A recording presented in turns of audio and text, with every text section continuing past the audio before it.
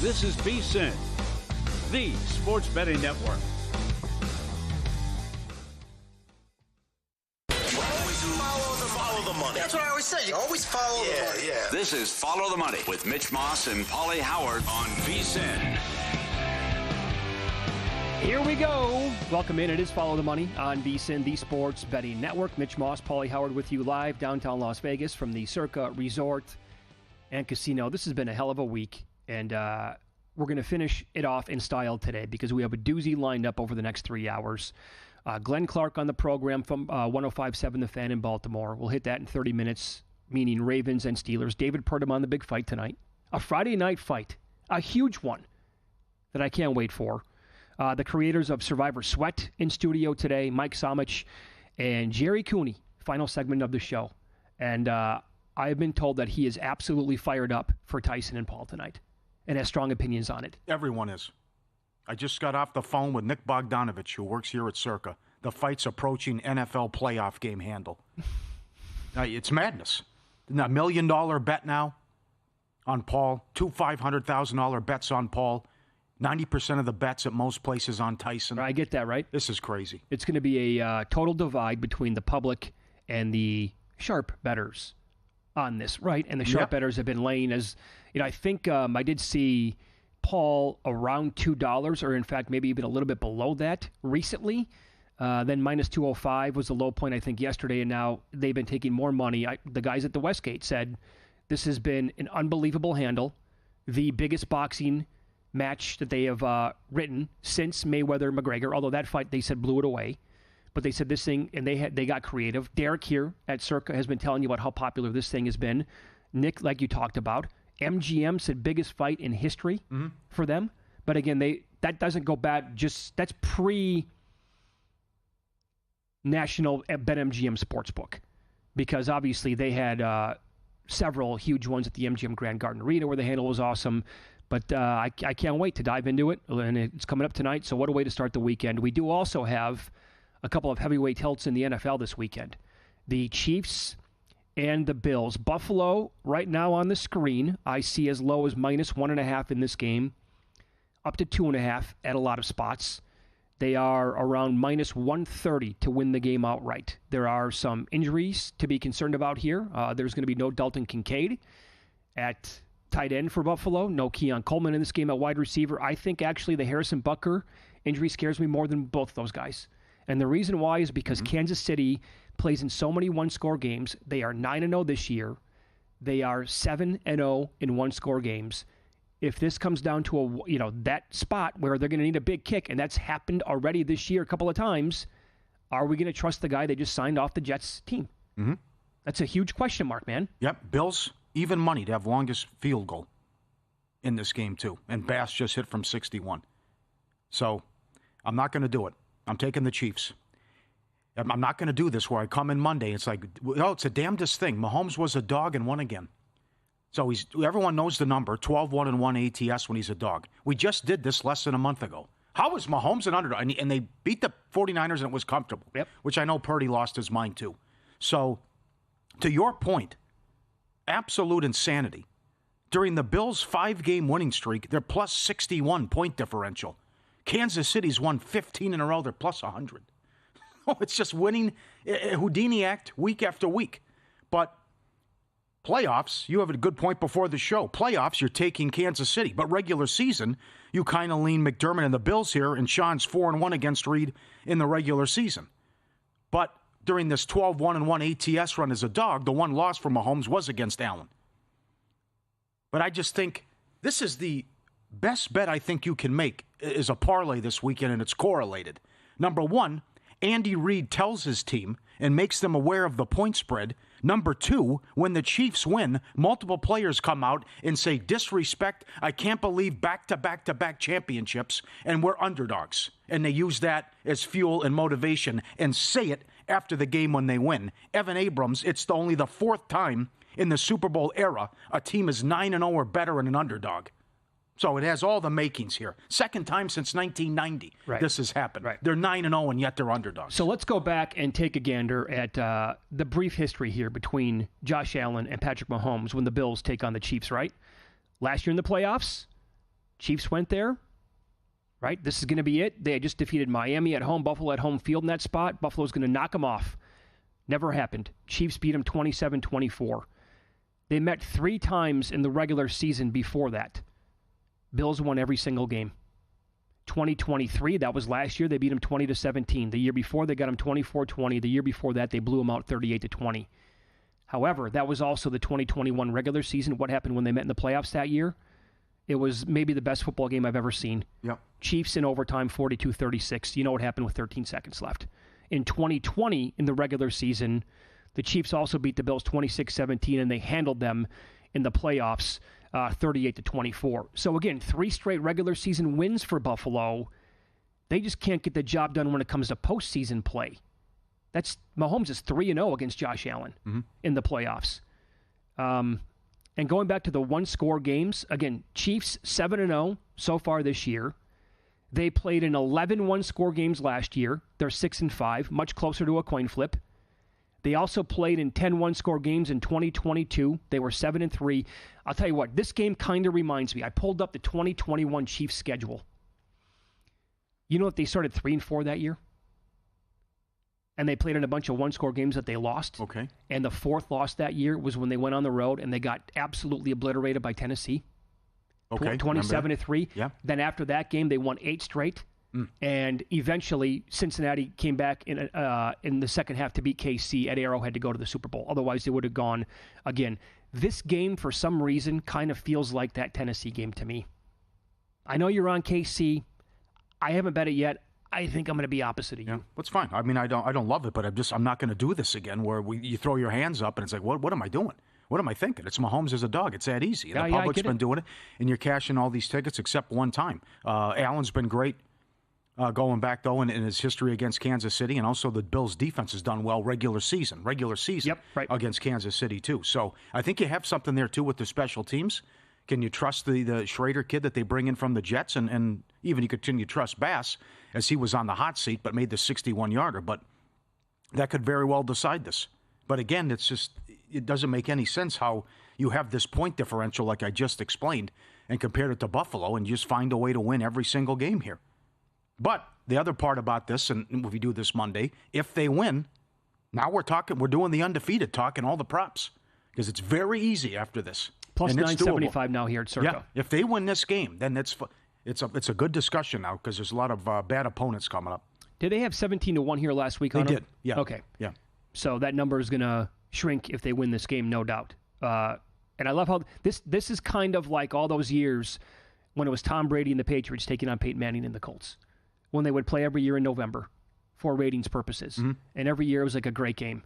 And it kind of has like that new feel to it.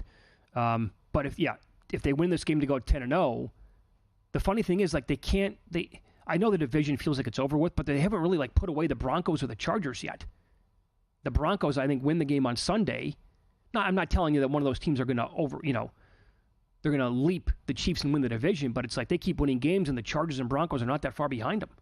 Well, they're 5 up on Denver. The Chargers are the one would be. Chargers are the one to beat. Yeah, they got the Chargers coming up here, but then the Chargers can beat the Bengals. But to me, there's 4 games this week, and you bet it just on history, and you can grade the work and come in. We'll react to it Monday. You take San Francisco. They always punish and put away Seattle. You take Green Bay. They've won 10 in a row against Chicago. Chicago's an absolute dumpster fire right now. You take Kansas City with the Mahomes as a dog angle, and you take the Steelers. Because for whatever reason, Lamar has struggled. Lamar Jackson has more MVPs than wins against the Steelers. Think about that. 7 years in the league. And then this How has number. he only played him 4 times? I know. And then this number, where Harbaugh can't cover this number against Pittsburgh. Can't do it. So that looks juicy, too. And that's where you just play history and say, I'm going to take my chances on these 4 big games. Yeah. I do like the Steelers in the game. I will point out. I'll tie in that game to what happened last night here briefly, and we were reminded of this on X during the game. So the Commanders lost last night. They didn't cover. Who they play last week? They played Pittsburgh. So if you go back to the teams the week after they play Pittsburgh, since week 4, they have not won a game yet. In week 4, the week after the Chargers played Pittsburgh, they lost to the Chiefs.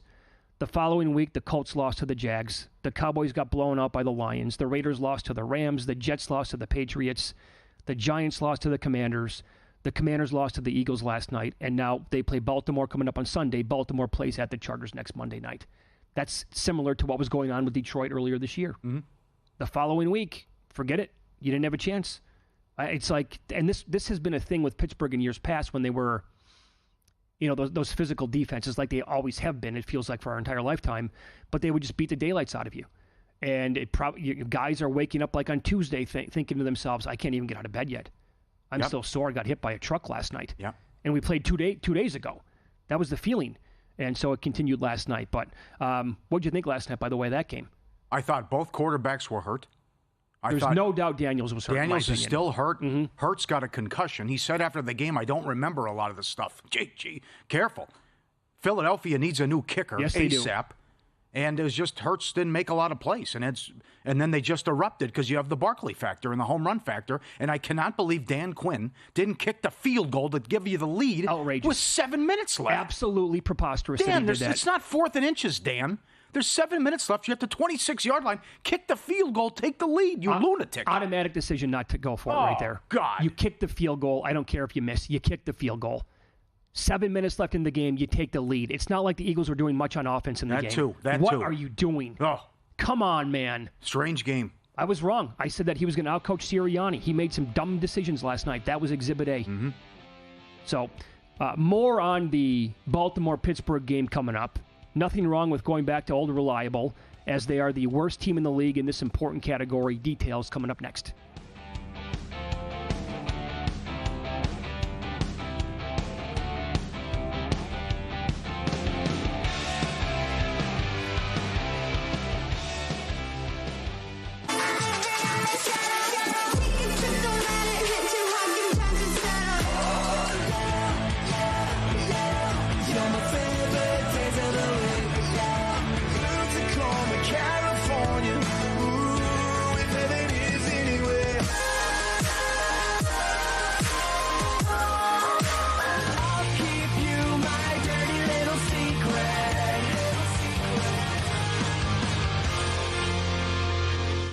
And Mike Somich are on Ready, Set, Bet as they get you ready to make your bets as the last batch of football games kick off. What I took away from this is I want to bet against the Patriots when they're behind by 2 scores. People are going, well, I wonder if this team's actually better than we thought. They're not. They don't have enough talent. Don't miss out on crucial advice for live betting once the game starts, as well as looking ahead to the upcoming action. Tune in to Ready, Set, Bet Saturdays at 7 p.m. and Sundays at 8 p.m. Eastern on VSiN, the sports betting network. So, Pauly, have you had a chance to read the VSiN Daily yet? Yeah, came in at 3 a.m. What's Bill doing up that late? Well, rumor has it starts off with a 12-hour meditation session. Then he just pours himself over film and live TV, really focusing and taking it all in. Bill's in with the biggest insiders, talking trade secrets, strategies, the whole nine, absorbing the info. And then and only then can the writing process begin.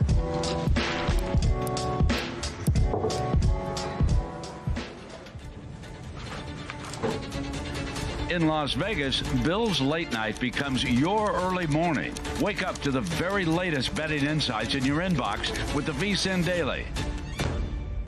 Sign up for free at vsin.com/newsletter.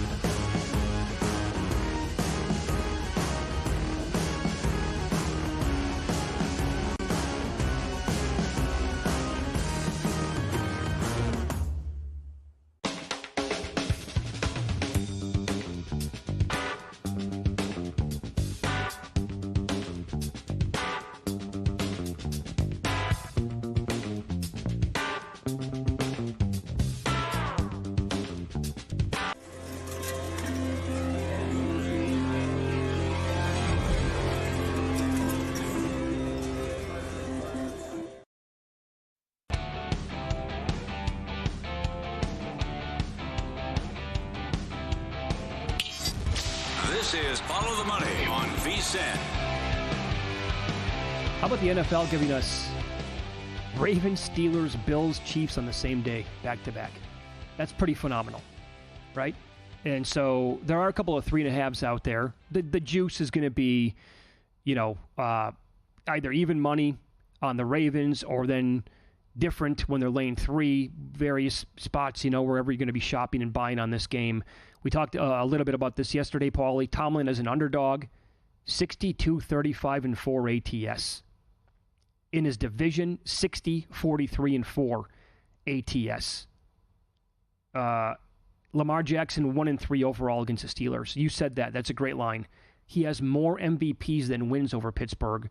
There's also this. He has more INTs, 7, than touchdowns, 4. That's the only team in the league. There's another one, right? And he's 17-5 against the Bengals and the Browns. Yeah. He's also been sacked 20 times. Just they can't protect him, and the Pittsburgh defense wreaks havoc. What's the more amazing stat? Jackson has more MVPs than wins over the Steelers, or the Saints have spent more time leading their opponents this year than the Chiefs. I would actually say that. Yeah. Is that true? Yes. The New Orleans Saints have been leading longer this year than the Kansas City Chiefs. Correct. 3-win team. Right, so hold on. They were leading from start to finish in the first 2 games of the year. Uh-huh. That's been enough. It held up. That's all they needed. Yeah. Wow. Isn't that something?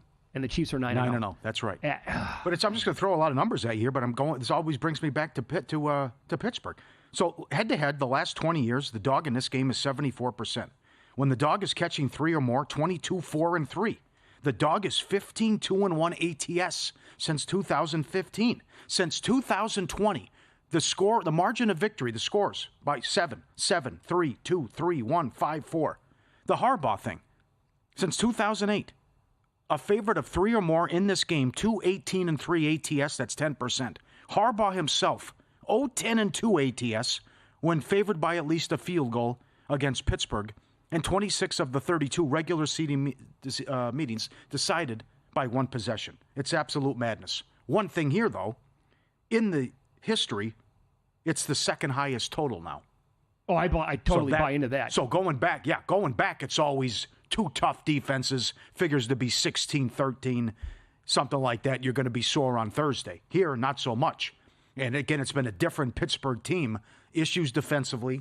Very alarming what happened Monday night against the Giants. And then you also see how Russ has been cooking and getting Pickens involved as well and winning some high-score games. And plus, we know what we're doing with Baltimore here. Every game's gone over but 1. They're the worst pass defense in the league. Although they do get Hamilton back, he will play, and they get Likely back. So that's the good news. But that's the outlier here with the total. I wonder how many times they played, like in the 2000s, going back the last 25 years, how many times the total was actually in the 30s. I bet you there were several. I didn't go back and look, but I bet you that there were. You brought that up. I bet you there were several times, right? That it makes sense that this is. What do you say? The second highest total? Yeah, 40.5. Sure. Now we just put something on the screen too, showing all the numbers on the year. The Ravens averaging almost 32 points per game, and if you break it down, go metrics, yards per play. I haven't found. I went back and looked for a generation. Nobody has averaged for a full season yards per play wise what the Ravens are through 10 games this year. And they also allow 25-plus points per game. To me, you can't come out of the AFC. You can't win a Super Bowl like that.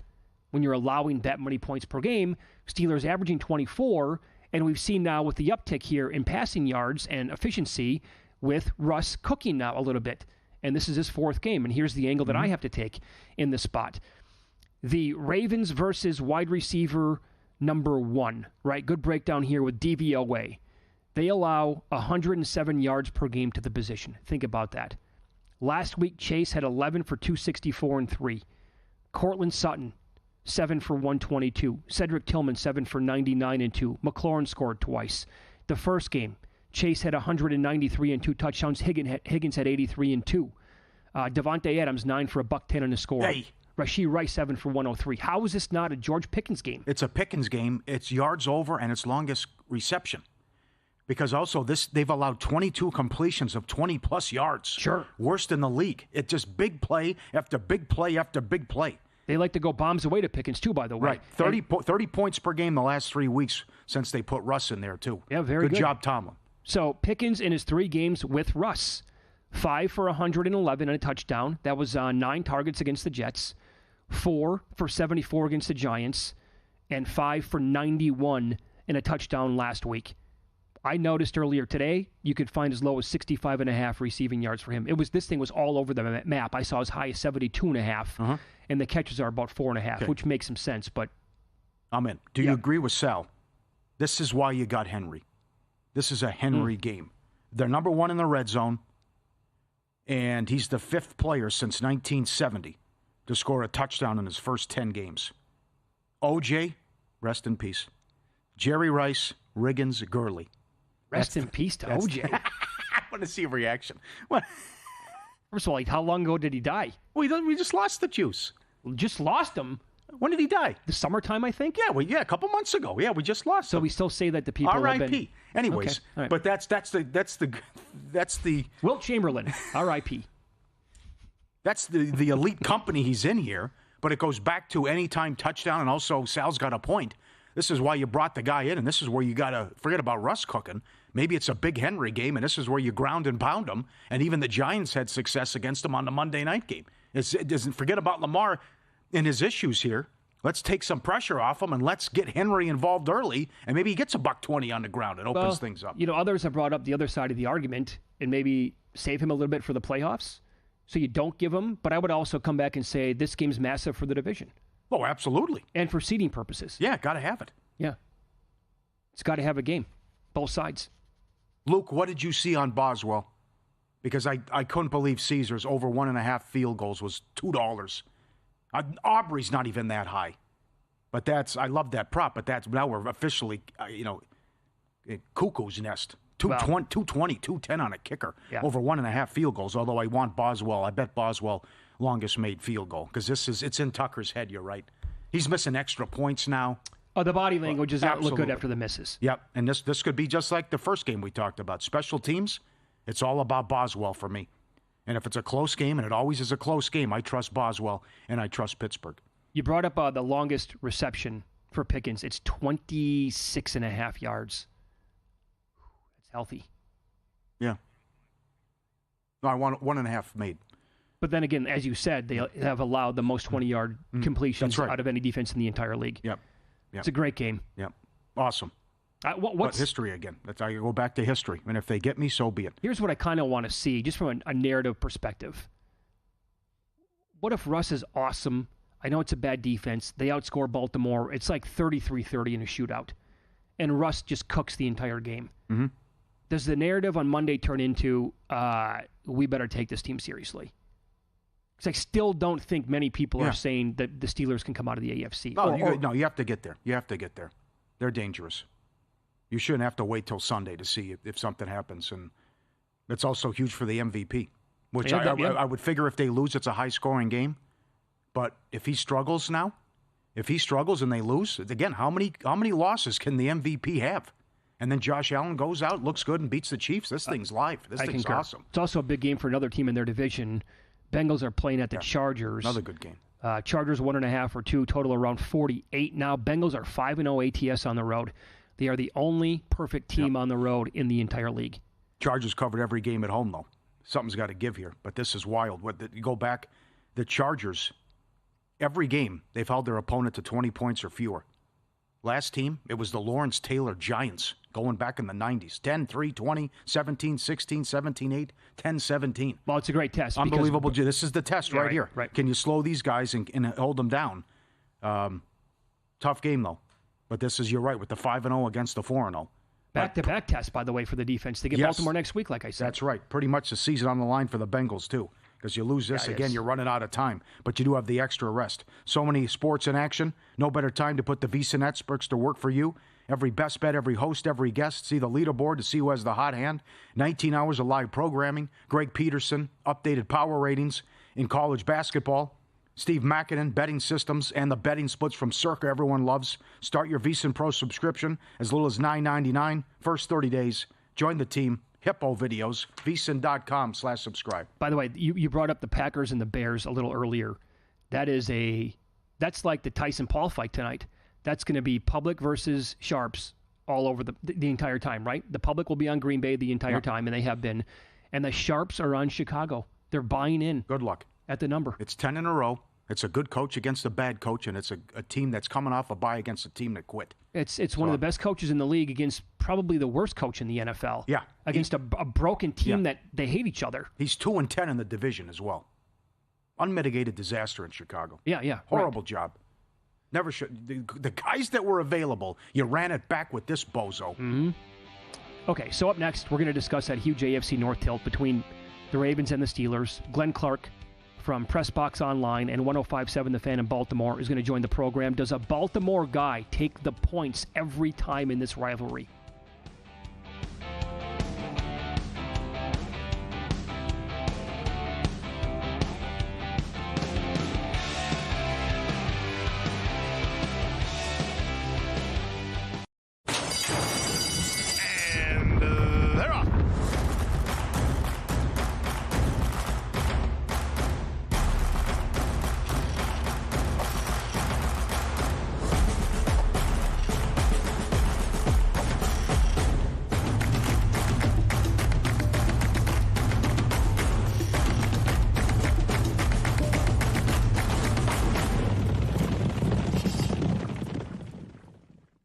You spoke, we listened. Introducing the all-new VSiN Watch app. Now, you can watch and listen to VSiN expert analysis live wherever you are. Missed a show? No problem. Catch replays of VSiN's full lineup at any time. View highlights sorted by sport. Or use the search feature to find specific teams and topics you're looking for. And the best part? It's free for a limited time. Download the VSiN Watch app today. Available now on the App Store and Google Play. And join us on the Sports Betting Network.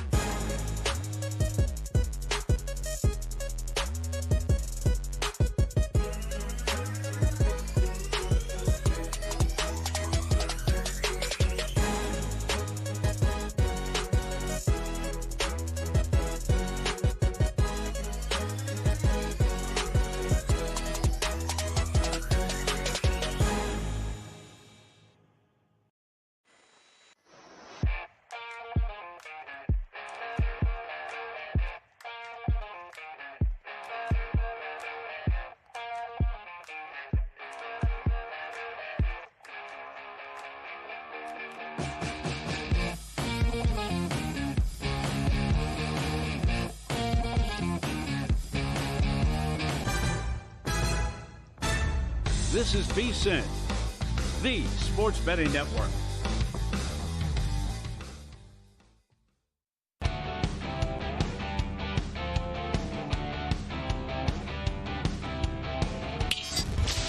This is Follow the Money on VSiN. Awesome games on Sunday in the National Football League. We just talked about Baltimore and Pittsburgh. We'll continue here, get a Baltimore perspective on the game. Glenn Clark joins the program, Press Box Online, and 105.7 The Fan in Baltimore. He is on the Progressive Guest Line. Glenn, good afternoon. Thanks for the time today. How are you? Mitch, Pauly, it's always great to catch up with you guys. Appreciate you. Love having you on. By the way, let's remind the audience that you came on in the summertime talking about future bets with this team, and you gave out one that you loved at 28-1. Remind everybody what you absolutely loved, like in July or August when you came on back then.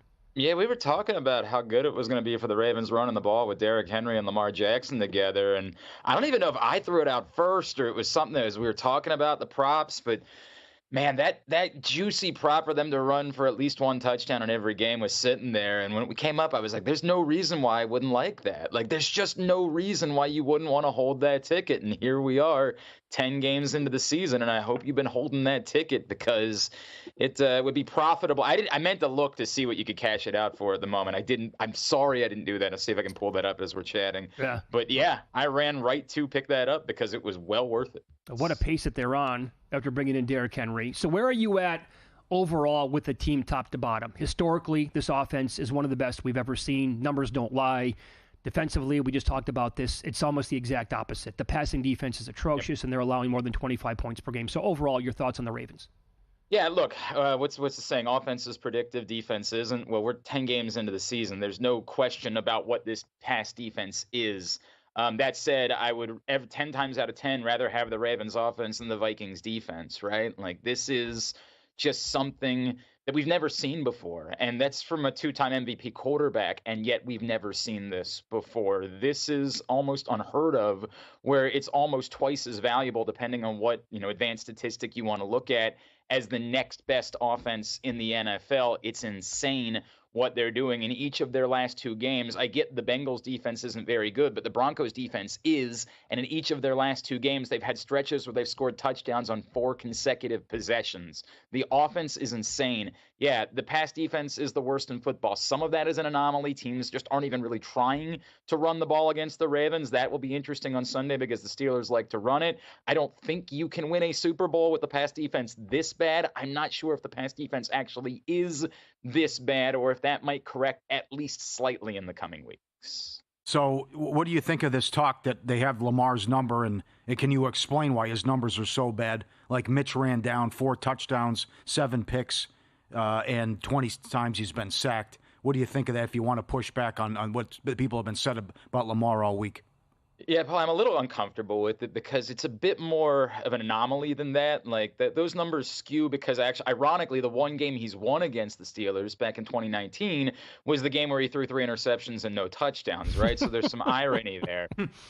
There was another game where it came down to they went for 2 at the end and they just didn't get it to try to take the lead. And then last year's game, which, yes, the Steelers won, Lamar Jackson was the highest-graded quarterback in the league, according to Pro Football Focus that week. It just so happened to be that everyone on the team all decided in unison they had no interest in catching the football that day, including Mark Andrews, who's otherwise one of the most sure-handed receivers in the NFL. So, yeah, it exists. And, that maybe if they struggle to start things off on Sunday, that's in the back of their minds.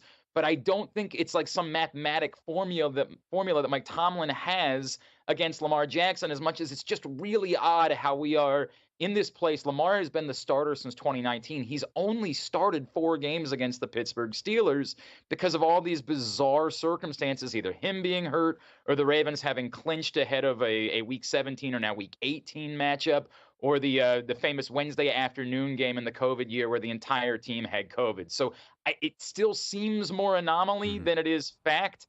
But, let's talk about it again after Sunday. If they do a number on him, on this version of Lamar Jackson, then there will be no doubt that they have his number. Glenn, we had Sal Paolantonio on the program on Wednesday, and, obviously Lamar is the short shot to win the MVP. He's having the best season of his life.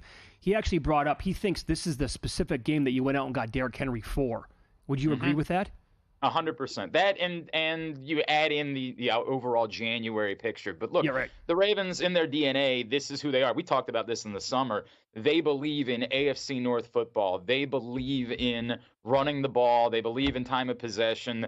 And as good as Lamar Jackson is, and he's ungodly good, they believe in that stuff and want that to be the case. Now, the bigger problem for them has been when they've fallen behind by a score and suddenly have gotten away from Derrick Henry. Even last week, when they were down by 2 scores in the second half, it didn't seem like they needed to get away from Derrick Henry. That worked out for them because Lamar Jackson was just on an ungodly heater in the second half. But they've done that a little bit more. I think the plan is going to be a heavy dose of Derrick Henry. It's just the question as always with the Ravens, dating back to last season, what happens if things aren't going your way and you're not playing bully ball? Do you get away from the run when no one thinks you need to? What's your level of concern with Tucker?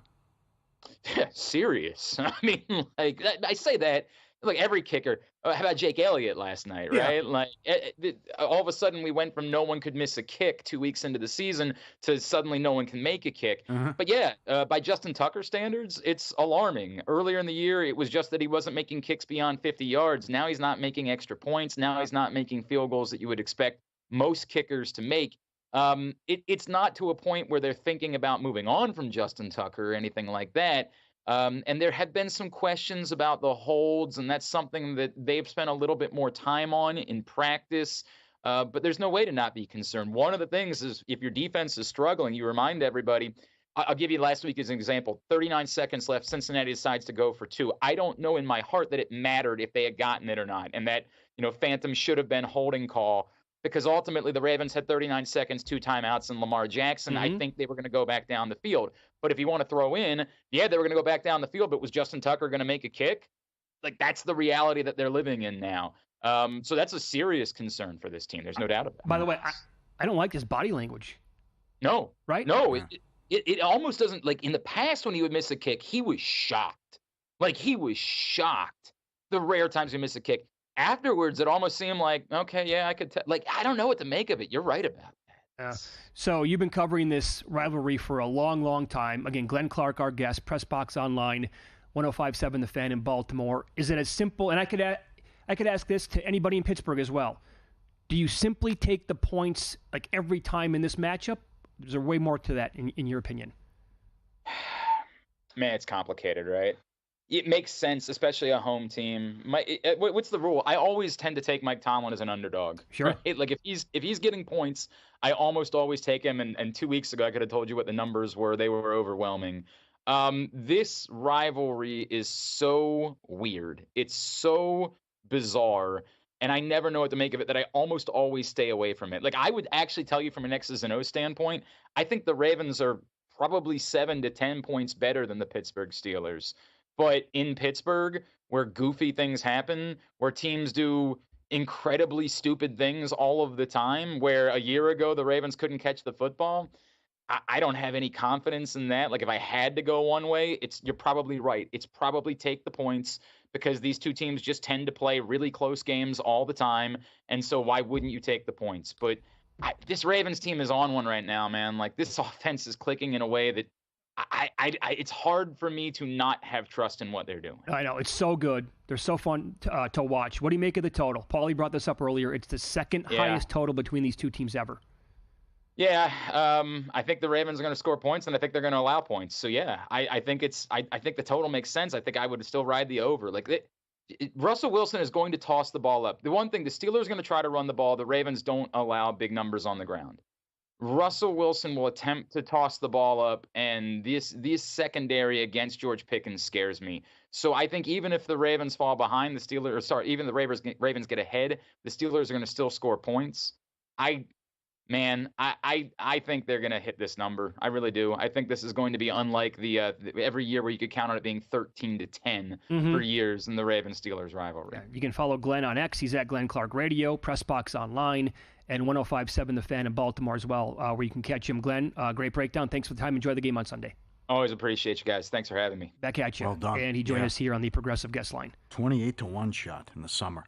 That's got life. I remember that discussion with him. Yeah, it's a great breakdown. Our friends at First Bet have you covered. If you're looking for some action, sign up today, unlock exclusive promotions, watch and wager on hundreds of exciting horse races every day across the country and around the world. Sign up firstbet.com, promo code VSiN200. Claim a 20% rebate for your first 60 days up to $200. Firstbet.com today. Hello. At DraftKings, Boswell over 1.5 made field goals is $1.20. It's $2.20 at Caesars. What? A dollar difference? Yeah.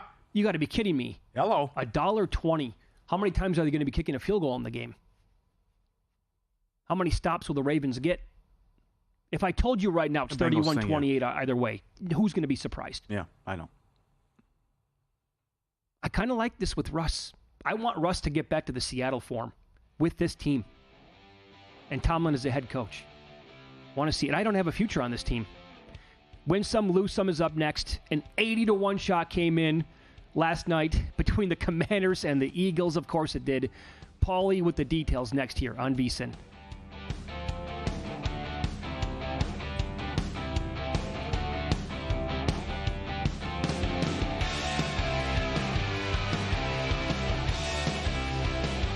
Got a good thing coming. Just wait and see. It's a good.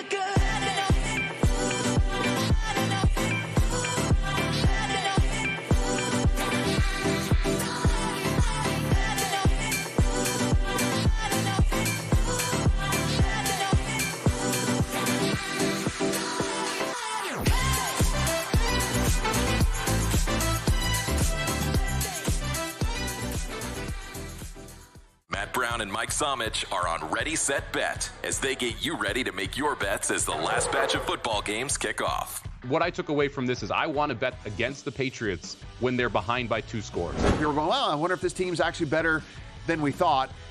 They're not. They don't have enough talent. Don't miss out on crucial advice for live betting once the game starts, as well as looking ahead to the upcoming action. Tune in to Ready, Set, Bet Saturdays at 7 p.m. and Sundays at 8 p.m. Eastern on VSiN, the sports betting network.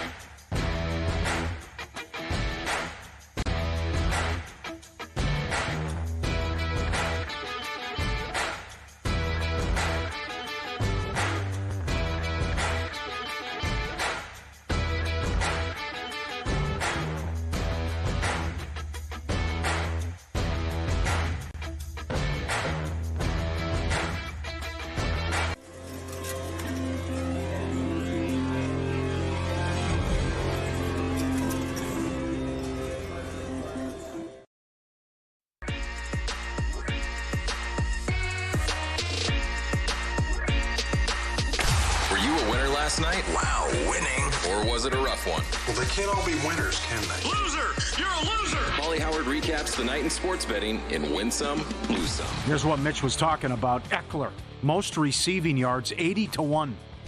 Come on. All the weapons, all the big game players, big names, and Eckler leads in receiving yards. You figure it out. Strange stuff's been happening in some of these primetime games. Oh, no doubt. Octopus, hello, Octopus, 14-1. Ertz gets the touchdown and the 2-point try. How about getting the feet down? Yeah, right. Now, that guy's been in the league for a long time. That was super impressive. That's a big ticket, too. Damn. Robinson, first touchdown, plus 850. Barkley, 120 yards rushing, plus 250. Barkley, 2 touchdowns, plus 280.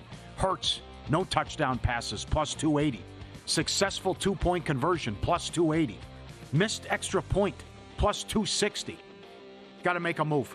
They were all three wide left. Everyone. Not good. And I lose a prop like that, asinine. 50, 44, extra point. Come on, man. All three never had a chance. No, and it's not just a fluke thing. He's had issues now for a while. Got to make a move. Eagles from 3 up to 4.5. You got there. College hoops, Oklahoma State, Southern Illinois over. 155.5 up to 161, 85-78. Nicholls State plus 240.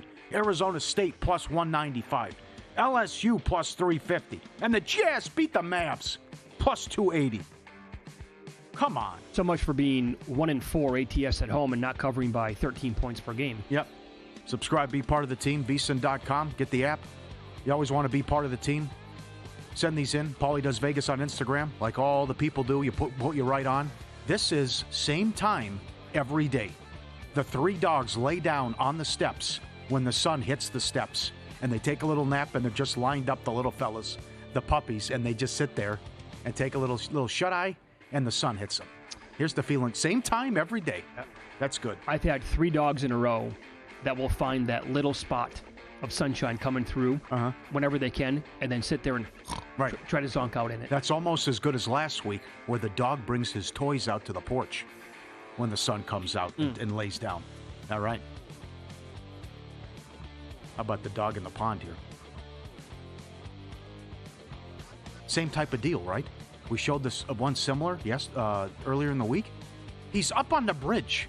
He drops the tennis ball in the lake and then goes back and gets it, and then swims back, comes up to the top, throws it over the fence on the bridge, and then jumps back in the pond to go get it. That's his idea of playing fetch. Awesome. How smart is that guy? And then jumps right back in and gets it. Rinse and repeat. My guy. Right Awesome. back up the hill. Let's do it again. That's good. How good is that? That's phenomenal. That is great. And then look at this one every day, right? Coming in. Jump down. Roll over. Can you vacuum my belly? What? Feels good, right? Come back. Can you vacuum my belly? Feels good. Yeah, he's cleaning the living room. And the dog, can you get my belly here? Feels good. Look at this. And he rolls over every time. You get to that spot? Yeah, that feels good, right? And he vacuums his belly. The guy stops for a split second. Right, he goes when he slides into second base. Right. As soon as he stops, he slides right back in, right? There it is. Coming back. Yeah, another move again. A little more, please. A little more. That's good. Lose some. College football. ECU, 11 up to 16.5. Won by 7. College hoops. Grand Canyon, 2.5 up to 5.5. Lost to Arizona State. IU Indianapolis, formerly IU PUI, plus 2. Went off a 4-point favorite. Big move. Lost by 3. There you go. Win some, lose some. Good job, guys. Good action. Actually, last night has nothing on tonight, in my opinion. It's ridiculous. And there was an NFL game last night, not tonight. Tonight's schedule is absurd. Yeah. It's 3 or 4 big college basketball games. They're not great, but there's 4 college football, and the NBA schedule's awesome. Right, it's like the NBA Cup. Yeah, right. It's LeBron against Wemby. Nuts. Ever get red hot betting and think your picks are worth money? Juice Reel, changing the way sports bettors buy and sell betting advice. Everyone's bets imported straight from the books. You're as good as your betting data says you are. Unlock the picks real talented bettors have their money on. Get paid real money when other people unlock your picks. Fully transparent betting advice from real people only on Juice Reel. Download for free, iPhone or Android. REEL. Get it, grab it, download it, do it. Juice Reel. Yeah, there are some fun ways to bet these primetime games. Where, a bet like Eckler comes in 80-1, that goes back to the first Monday night game of the year, right? Alan Lazard, the reports came out, has a great rapport with Aaron Rodgers. That's going to be his guy. He was the leading receiver in that game, scored 2 touchdowns, and those were both massive numbers in that spot. And that was all the way back in week 1. Here we are halfway through the season. It continues with Austin Eckler. You're right. I mean, all those weapons in the game, right, with how bad the Washington secondary has been on the year. A.J. Brown, 6-0, averaging 30 points per game when he is healthy and playing for the Eagles. Nope, none of those guys getting it done last night. Paul Charchian, very strong on Zach Ertz last night. Took a minute, got there. And I thought for sure my Saquon Barkley longest rushing prop bet over 19.5 was dead in the water. And then he broke off 2 late in the game, each for a touchdown. I thought Ryan Fitzpatrick was good. One of the few times someone had made sense and said something interesting on that pre- and post-game. But that he's concerned about Hurts. And you can't be a contender with how he's playing. A little shaky. Maybe a little bit too strong, but I know the numbers are there. And certainly did he have a concussion, but... Doesn't like him as a throwing quarterback, I'm guessing is what he said? Yeah. Okay. Just doesn't look good.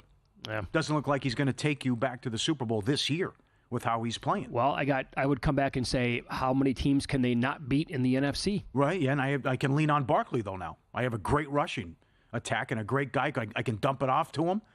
Just hand it to him. You still have the tush-push. You have that, but I'm talking about the passing because you got to get Brown and Smith involved, and then you should be unstoppable with those 3 guys. Right. Barkley's going to have an incredible argument to win Offensive Player of the Year. I know it's going to be tough to beat Henry, but Barkley's right there with him. And I'll tell you what I did today. I'm a little afraid of my Jaden Daniels 8-1 ticket to win Offensive Rookie of the Year. I took a slice today to win about 35% of what I would win to Daniels on Bo Nix 14-1. Because I think Bo Nix and the Broncos can have a really good game on Sunday. And I'm also pretty convinced that Jaden Daniels is not close to being 100%. And that's another reason why I could not get the play call last night on 4th down rather than kicking the field goal by Dan Quinn. I was sickened by the call. Daniels is visibly banged up. And that's the play call. And like you said, Pauly, earlier, that was not 4th and inches. You lost yards on the previous play. So now you're going to scramble him to the right and like 3 guys hit him again when he is not healthy? Bad job overall by all of those involved last night with the Commanders. That's a terrible play call. Kick the field goal. And if you make it, you go up 13-12. Mm-hmm. I agree. It's bad. Now, 4 of their next 5 are at home.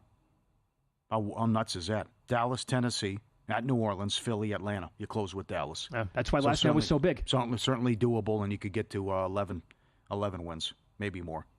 But you can win all these games. Also, don't we need to maybe throw out the full season-long numbers on the Commanders' defense? Oh, it's improving. And look more at current form than long-term form here? You're right. What did the Eagles really do last night until Barkley's late 2 touchdown runs? Not a lot. Mm-hmm. And so you can see, and the numbers would bear that out, the Commanders, and that's where Quinn's doing a great job, because they were hideous for the first, 4, 5, 6 games of the year. It's gotten a lot better than what it was. So get into the playoffs. If Daniels can get healthy, probably going to be a tricky out this year. And again, this year, that's going to be another new winner for 20 consecutive years in that division? Yeah. I mean, Detroit looks like a freight train right now, but still, all these teams can go into Philly and win. Green Bay can go in there and win. Atlanta did it, even though it was a fluke. But Minnesota could do it if Darnold takes care of the ball. You think so? Okay, so you're listed teams. Philly, I understand where Fitzpatrick's coming from. There's been some impressive performances, but certainly there can be improvement from Hurts and the team.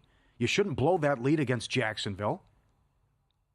Dallas is a mess, but you did what you had to do. Hurts struggled for a lot of the game last night. They were great at Cincinnati. Nice job going to the Giants and taking care of them. The Cleveland game was a debacle. They almost lost that game. I can't believe that game. So it's kind of like last year. You're 10-1, but how? Remember the start? So you have the long winning streak here, but coming up would be a good test. At the Rams, at the Ravens. Yeah, I would agree. So it'll be a great test to see where we're at and if they're right there with the elite and if you can talk about a Super Bowl team. I think. I think we're going to find out a lot about the Rams this week. Because, again, That's right. Again, we've had 5 days to process what happened on Monday night. I still can't wrap my head around it. So, but if they bounce back this week and somehow keep their playoff hopes alive, that's not going to be an easy spot for them to go and win. And then, of course, like you said, at Baltimore the next week, which could, back-to-back like that. That's why they had to have the game last night, and it was big potentially for the 2 seed as well in the NFC. It's Follow the Money here on VSiN, the Sports Betting Network. 2 hours left today on the program. Awesome guests coming up. David Purdum's going to join from ESPN. We'll go over how popular this Tyson-Paul boxing match is coming up tonight on Netflix. And we'll get into props we like in the NFL, weekly stat leader odds, and teams that are either really good or really bad at defending certain positions.